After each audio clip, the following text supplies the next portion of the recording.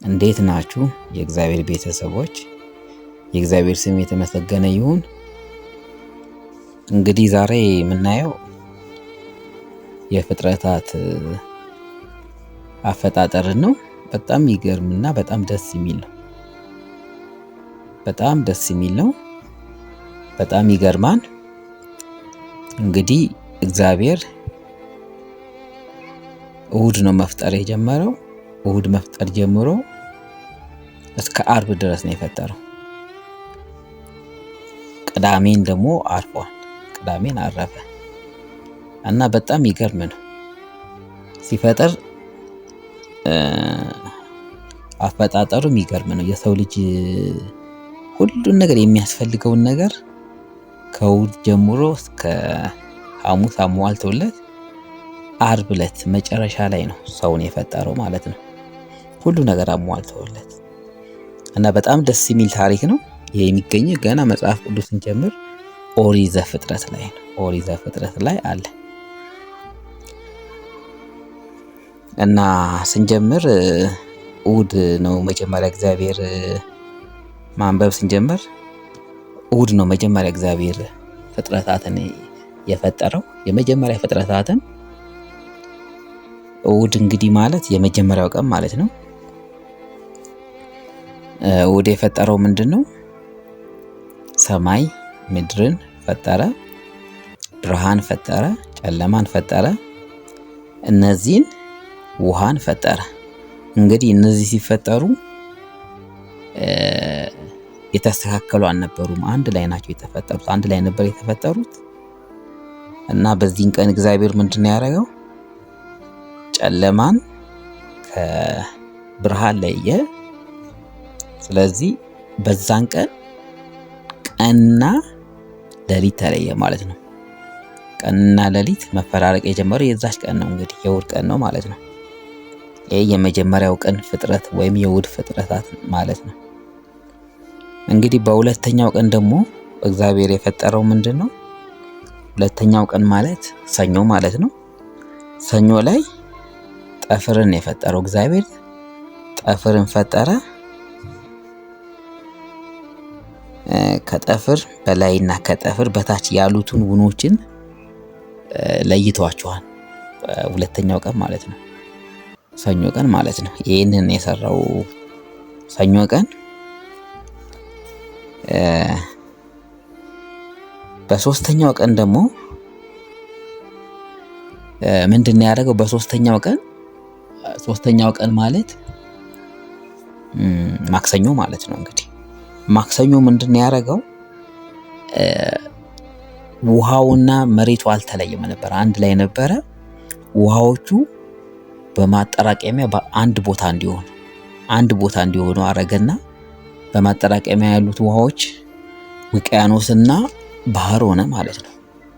ውቅያኖስና ባህር ሆነ። ስለዚህ መሬት ተገለጠች። የዛን ቀን መሬት ተገለጠች። ሌላ ደግሞ ከነዚህ ቀጥሎ የዛኑ ቀን ማለት ነው የፈጠረው ምንድነው? አጠቃላይ እጽዋትን፣ ፍራፍሬ፣ ዛፎችን፣ ሁሉንም ነገር ለሰው ልጆች የሚያስፈልጉትን አትክልቶች በአጠቃላይ እጽዋትን እንዳለ በዚሁ ቀን ነው የፈጠረው። በዚሁ ቀን ነው የፈጠረው ማለት ነው እና በጣም የሚገርም ነው። እንግዲህ በአራተኛው ቀን ደግሞ ምንድነው የፈጠረው? አራተኛው ቀን ማለት ሮብ ማለት ነው። ሮብ ዕለት የፈጠረው ምንድነው?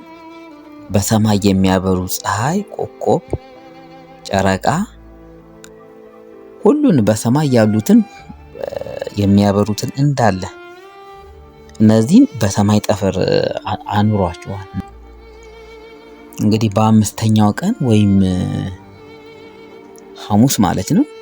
ሐሙስ የተፈጠሩት በጣም ደስ የሚል ነው። እንስሳቶች ናቸው የተፈጠሩት። እንስሳቶች እንግዲህ በዚህ ጊዜ የተፈጠሩት እንስሳቶች በሙሉ ሆነው አዋፍ፣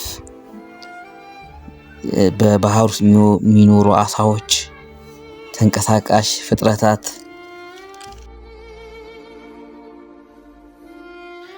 እንግዲህ በስድስተኛው ቀን ወይም አርብ ማለት ነው። አርብ ቀን እግዚአብሔር እንግዲህ ሰውን የፈጠረው መጨረሻ ላይ ማለት ነው።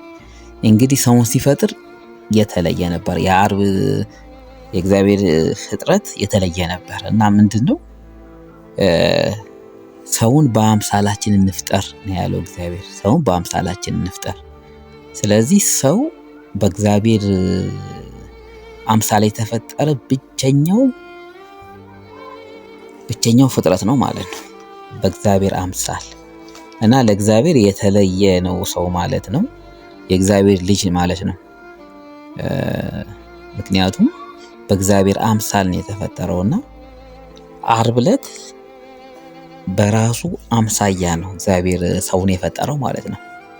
የተለየ አፈጣጠር ነበር። እስካሁን ከተፈጠሩት ከእሑድ እስከ ሐሙስ ከተፈጠሩት ይለይ ነበር እና እግዚአብሔር በተለየ ሁኔታ ሰውን አርብ ዕለት ወይም በስድስተኛው ቀን የፈጠረው እና በጣም ደስ የሚል ነበር።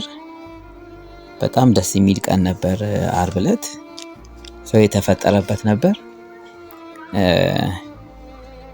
ቅዳሜ እንግዲህ ሰባተኛው ቀን ማለት ነው። ቅዳሜ እግዚአብሔር ከስራው ሁሉ አርፏል ማለት ነው። ቅዳሜ እረፍት የወሰደበት ቀን ነው። እግዚአብሔር እረፍት የወሰደበት ቀን ነው እና እንግዲህ በጣም ደስ የሚል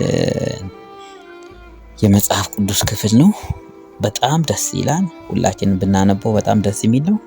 እግዚአብሔር ይባርካችሁ። መልካም ጊዜ